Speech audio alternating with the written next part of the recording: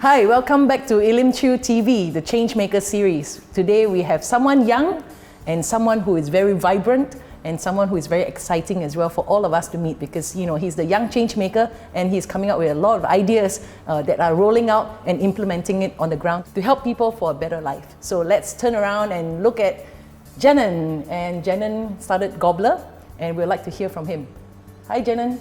Hi Ilim, thanks for having me here. Tell us, how you get started. I wanted to do something meaningful, so I participated in a community project in the food distribution plant somewhere 5 km away from my school.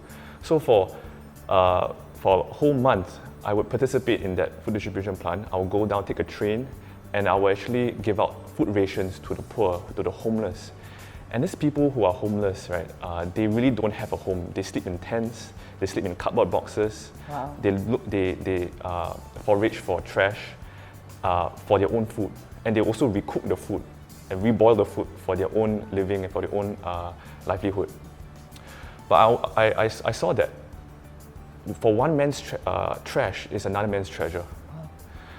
I felt that moment changed my life because when I was distributing their food rations, I saw a glimmer of hope in their eyes where they had their rations to live, they had their rations to bring home to their family and for themselves to upkeep. So that moment changed my life entirely. And I thought when I finish my studies, when I come back to Singapore, I wanted to do something just as meaningful.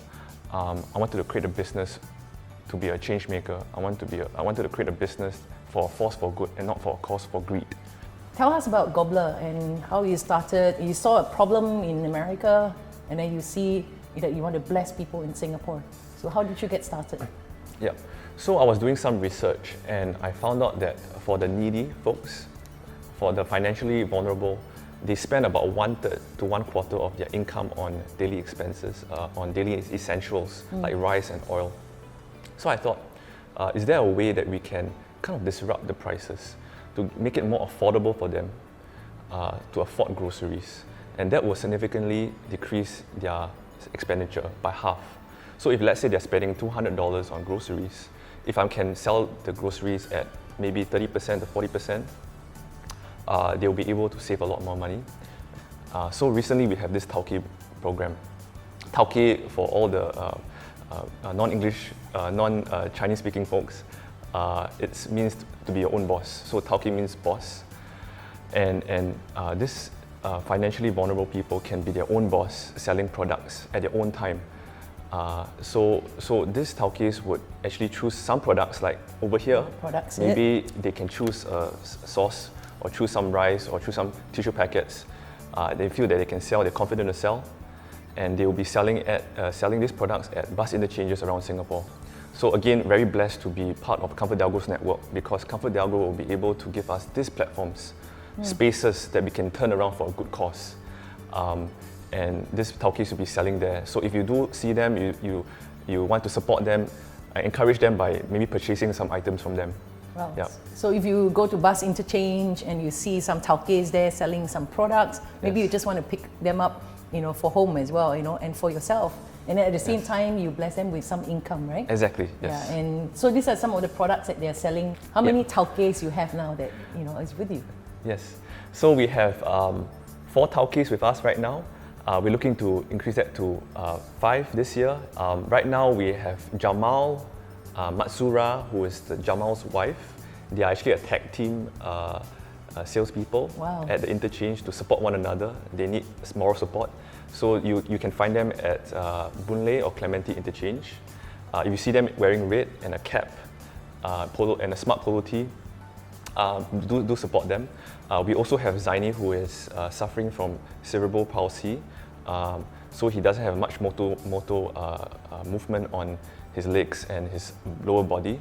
So he's also selling at Boon Lay. So his name is Zaini. And then we have Mary. Mary is also selling at Clementi as well. So if you see her in a wheelchair, she's a lady with glasses with a short hair, and do support So her. we also team up with Southwest CDC. Right? Yes, Southwest CDC. So we hope to train them to be Towkay.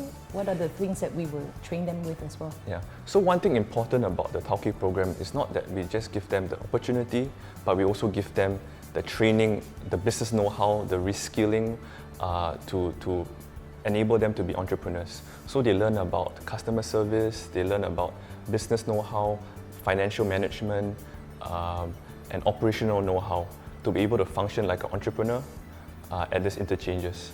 So Southwest CDC was able to partner with us to enable these trainings, to enable this to go far. So Southwest CDC, thank you for being part of it. Thank you, Dulcie. Are you going to be moving this to other places as well? Yes, so right now we are selling at 4 bus interchanges in Singapore: Joo Koon, Bedok, Clementi, and Boon Lay. But we have 13 other interchanges. So we are going to find Towkays from all over Singapore, deploy them at these interchanges, allow them to sell, allow them to gain a living for themselves. So we are looking to scale this up next year. I'm very excited. I'm very excited to work with Ilim. By the way, she was the one who gave me the idea of Towkay, by the way. So kudos to her, credit to her. Yeah. No, so I'm glad because ideas is something that I talk about, but Yes. you decide to take it up, take action, Yes. and implement the ideas. Yes. And then you find a network to support you at the same time. I think Yes. all of us, when you listen to Ilim Chew TV program, you listen to young people like Janan as well.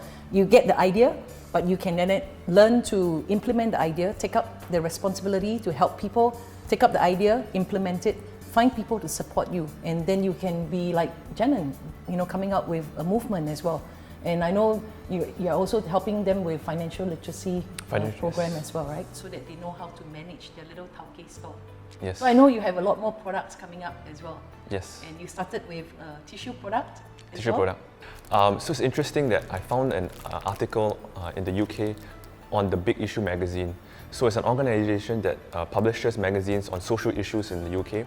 And the founder actually reached out to homeless people, a lot of homeless people in the UK, and got them to wear uniform, return dignity to them, and actually allow them to sell magazines. So it's a very strong reading culture in the UK, but in Singapore, we have a very strong culture of tissue in Singapore. So people use tissue to wipe their sweat because in Singapore it's a hot country, it's very humid. People use tissue paper to wipe to chope seats in the hawker centres, chope tables, chope train seats and all that. Strong culture of tissue. So people will be able to accept tissue papers in Singapore a bit better, and people are able to see that tissue paper is actually a need and a daily essential for them to use, going to work or coming back from work. So why not enable these Towkays to be selling this tissue first, that they don't need to spend a lot of money on marketing their products, marketing themselves. Tissue paper is easy to sell. So by allowing them to sell, they get an income. And while they build this income and the capital, they'll be able to use this capital to actually purchase more products next time. Maybe gobble products or other products to be able to sell at the Towkay carts in the bus interchanges.